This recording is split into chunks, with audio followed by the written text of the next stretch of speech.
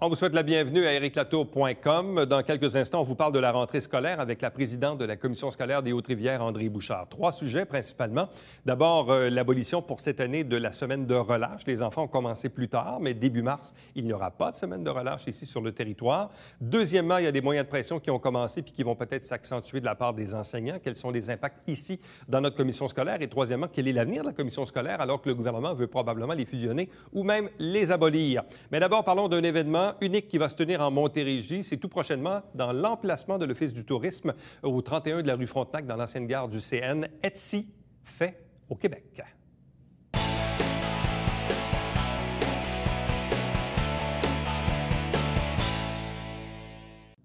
Dans quelques jours, plus précisément le samedi 26 septembre de 10h à 18h, dans l'environnement de l'Office du tourisme, en fait ce qu'on appelle le 31 rue Frontenac, tout juste en face du Centre des aînés Joannais. Etsy fait au Québec, c'est un marché éphémère à Saint-Jean-sur-Richelieu. Deux invités pour en parler. D'abord, la capitaine Etsy pour la Montérégie, Sandra Morera. Bonsoir. Bonsoir. De même que Catherine Hamel, qui est la directrice générale de la Société de développement du Vieux-Saint-Jean. Bonsoir et bienvenue. Bonsoir. Bon, Sandra, on s'était déjà vu, je pense, au printemps, quand tu as ouvert la boutique de l'autre côté de la rue. Est-ce que ça va bien, d'ailleurs? Oui, ça va très bien, merci. Bon. Et d'ailleurs, au moment où on s'était rencontrés, tu m'avais parlé, entre autres, de Etsy, que moi, je ne connaissais pas, qui est un regroupement d'artisans. Est-ce qu'on peut appeler ça comme ça? Effectivement. Donc, Etsy, c'est une plateforme en ligne, etsy.com, qui regroupe des artisans du fait main planétairement. Tout le monde peut s'y inscrire s'il veut participer à promouvoir ses produits faits main. C'est vraiment des produits qui sont faits à la main. Puis il y a aussi un pourcentage de la plateforme qui est réservé pour la brocante, donc pour les items qui sont vintage. Et puis, Etsy fait à chaque année des événements, organise des événements pour promouvoir les membres de la plateforme et permettre aux consommateurs de mieux comprendre et connaître les produits qui sont offerts sur Etsy. Parce que d'ailleurs, les produits qu'on retrouve chez vous, là, chez Gypsy Oui. Bohème, l'autre côté de la rue, c'est grosso modo des membres de Etsy. Exactement. C'est exclusivement des membres de la province, alors que ce soit en Montérégie, partout ailleurs au Québec. Et puis, je valorise effectivement que les membres de la plateforme. Bon, comment est arrivée cette opportunité d'avoir cet événement ici à Saint-Jean-sur-Richelieu cette année? En fait, l'année passée, l'événement a été fait au travers du pays, dans 26 villes participantes. Comme tu l'as bien expliqué, c'est un marché qui est éphémère. Donc, la même journée partout, pan-canadien, ce marché-là a lieu entre les mêmes heures. Et puis moi, j'ai postulé pour la ville de Saint-Jean-sur-Richelieu en tant que capitaine pour la Montérégie pour qu'on puisse à notre tour bénéficier de cette opportunité-là. Et on a été sélectionné comme marché. Et est-ce qu'on sait pourquoi on a été sélectionné? Oui, en fait, moi, j'ai approché Sylvie Lacroix au CLD pour la gare et puis le site, le panel aussi des artisans que j'avais recommandé. Du moins une sélection là, de qu'est-ce qu'on avait en Montérégie, démontrer qu'on avait suffisamment d'artisans en Montérégie a fait en sorte que Saint-Jean a été sélectionné. Bon, évidemment, c'est une bonne nouvelle pour le Vieux-Saint-Jean. Quartier éphémère, on avait aussi eu une expérience il n'y a pas si longtemps, quoi, c'était la place du marché. Oui, tout à fait. L'année dernière, c'était la première édition du quartier éphémère qui se voulait d'être un événement qui mettait des petits commerces de façon éphémère, l'espace d'un week-end. Et puis, je vous dirais, à la rigueur, c'est de là qu'est née un peu l'idée, ou en tout cas que l'idée de Sandra de s'installer au centre-ville a fait du chemin. Donc, c'est ce qui nous a mis peut-être directement en contact, puis de vouloir mettre nos événements conjoints. Bon, le dernier quartier éphémère, évidemment, c'était sur la place du marché. Oui. Pourquoi a-t-on choisi l'environnement de l'Office du tourisme, en fait, l'ancienne gare du CN? Bien, c'est vraiment important de mentionner l'ancienne gare. C'est oui. ça qui a amené l'intérêt. Peut-être je peux laisser Sandra donner plus de détails là-dessus parce que quand ils font les événements, ils choisissent des emplacements spécifiques. Non, mais c'est intéressant parce que, de mémoire, là, puis vous me corrigerez, là, je me rappelle pas, moi, qu'il y ait eu un événement particulier dans l'environnement de l'ancienne gare. Même du temps où la Chambre de commerce était là, ou etc. Il y a le Centre des aînés de l'autre côté, ça va. Bon, il y avait la rencontre des arts là, qui était au Centre des aînés, tout ça. Mais je ne me rappelle pas qu'il y a eu un événement extérieur à l'ancienne gare. Bien, il n'y en a jamais eu. Bien, du moins pas à ce que je sache, parce que j'ai approché l'Office.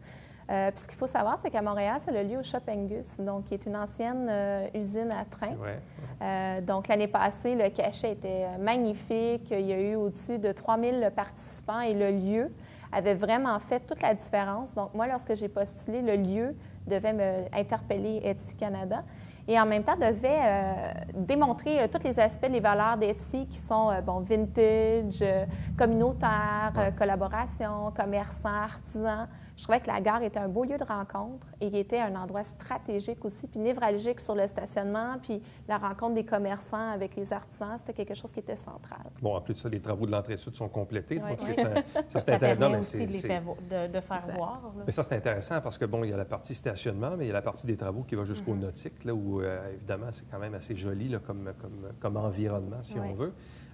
Donc, ça vient évidemment mettre en valeur, encore une fois, le Vieux-Saint-Jean pour un événement comme celui-ci. Oui, puis aussi, au niveau gare, ce que ça peut faire, c'est que ça peut nous donner aussi l'objectif du quartier éphémère. Un des objectifs, c'est de faire voir un potentiel d'un lieu. Donc, peut-être que ça peut donner des idées, des inspirations pour le futur, pour cet emplacement-là. Donc, pour la journée du samedi 26 septembre, de 10h à 18h, on va compter combien d'artisans, de quelle façon les kiosques seront-ils présentés au public. Donc, peut-être juste avoir une image un peu visuelle de ce que ça va donner comme emplacement. Donc, il y a eu des candidatures qui ont été ouvertes en juin et puis il y a eu un jury qui a fait la sélection de 30 artisans. Donc, 30 artisans Etsy de la Montérégie partout en Montérégie. Alors, l'événement se veut d'attirer les gens de la Montérégie vers Saint-Jean-sur-Richelieu. Et puis, pour ce qui est du plan d'aménagement, c'est Catherine qui l'a travaillé, donc je vais lui laisser expliquer. Merci. Ce qui est intéressant, c'est que notre événement, de la façon où il va se démarquer peut-être des autres événements qu'il va y avoir dans 33 villes canadiennes, c'est le fait qu'on va aussi avoir des commerces du Vieux-Saint-Jean, des organismes du Vieux-Saint-Jean, et c'est là où on apporte le volet quartier éphémère. Donc, on pense... Je les nommerai pas tous parce qu'il y a toujours danger d'en oublier, mais on parle d'environ 5-6 commerces et à peu près 5 organismes. Puis il va y avoir de l'animation aussi sur le site, autant du volet artisan Etsy que du volet des organisations qui sont dans le Vieux-Saint-Jean. Les kiosques seront disposés de quelle façon? Sur la partie gazonnée? Est-ce qu'il y en a à l'intérieur, à l'extérieur? Est-ce qu'il y en a dans le stationnement? Comment on a aménagé les kiosques? C'est principalement à l'extérieur, sur la partie gazonnée. Notre événement va avoir lieu beau temps, mauvais temps. Donc, on a un plan A puis un plan B. C'est sûr que le plan B va impliquer une partie de l'intérieur de la gare, mais en même temps, l'espace est déjà assez occupé, donc on n'a pas beaucoup d'espace à l'intérieur. Puis, on va avoir des abris à l'extérieur là, pour que les exposants, les artisans puissent être là avec leur matériel, leurs œuvres. Et puis, pour que ce soit agréable aussi pour les visiteurs qui puissent magasiner en étant quand même à l'abri. C'est sûr, toujours bon des petites bottes d'eau si jamais il pleut, mais il va faire beau. Oui, c'est ça. On va se croiser les doigts pour qu'il fasse beau. Mais donc, principalement, une trentaine de kiosques à l'extérieur sur la partie gazonnée de l'Office du tourisme de l'ancienne gare. Qu'est-ce qu'on va retrouver comme produits? Qui sont ces artisans Etsy en Montérégie? Donc, il va en avoir de tout genre. On est allé chercher les catégories majeures de Etsy. Donc, dans les catégories majeures, il y a pour enfants, pour adultes, soins de beauté, hommes, femmes, vêtements, décoration, sculpture, peinture. Alors, ce qu'on a essayé de faire, c'est vraiment une catégorie diversifiée de produits pour que le consommateur qui arrive sur place soit en mesure de pouvoir faire que ce soit ses cadeaux de Noël ou des cadeaux ou des achats pour lui-même qui sont de différents types. Donc, on va retrouver des gens qui créent des produits, des bavoirs, des bavettes dans le bébé, des produits de soins de beauté faits à la main, de la joaillerie. On va avoir aussi sculpteurs, peintres. On va y avoir des gens qui confectionnent des vêtements, des ébénistes. Donc, c'est quand même assez large et puis ça rejoint monsieur, madame, tout le monde. L'événement se veut familial aussi. Alors, il va y avoir du maquillage sur place pour les enfants, au-delà des artisans.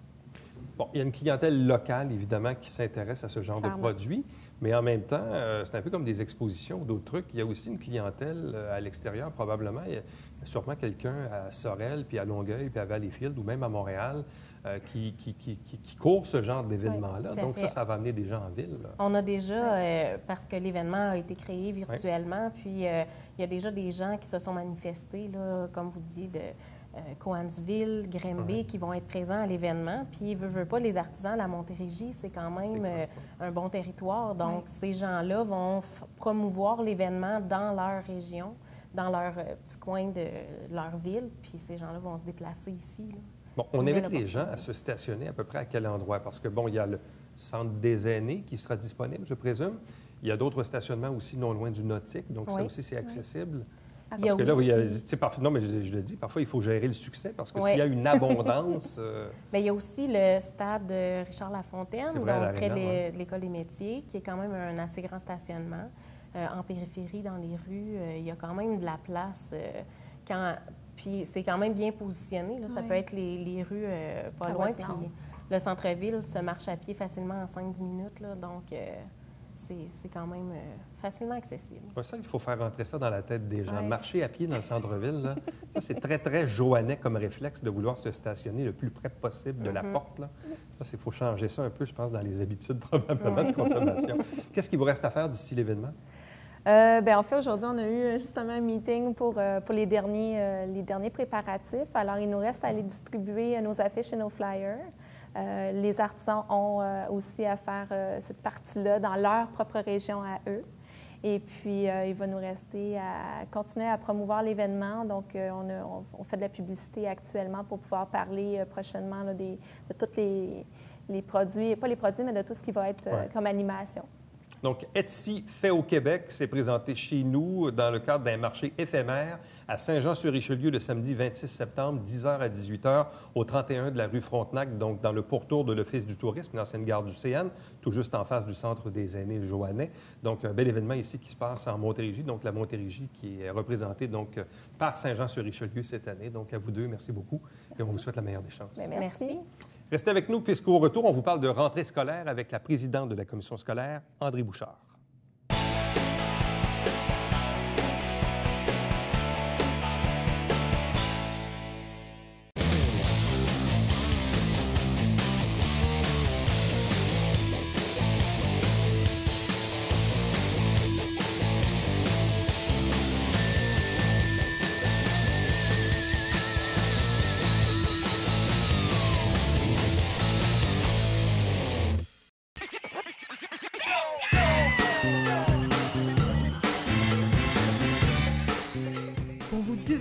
Dans le confort de votre foyer.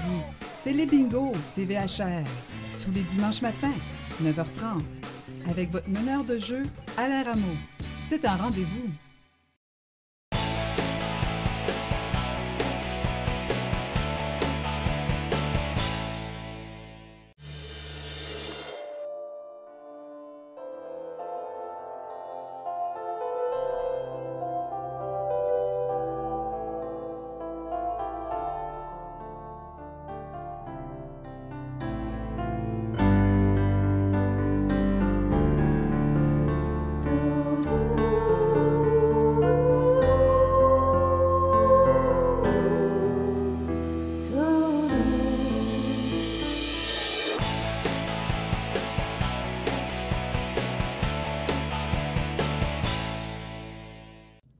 Revenons tout juste un peu sur la rentrée scolaire 2015 qui, ici, sur le territoire de la commission scolaire des Hautes-Rivières, dans la région de Saint-Jean-sur-Richelieu, s'est effectuée, mais peut-être avec une semaine de délai par rapport à d'autres commissions scolaires au Québec. On reviendra évidemment sur le sujet. Mais il y a aussi toute forme d'incertitude à l'égard des moyens de pression des enseignants.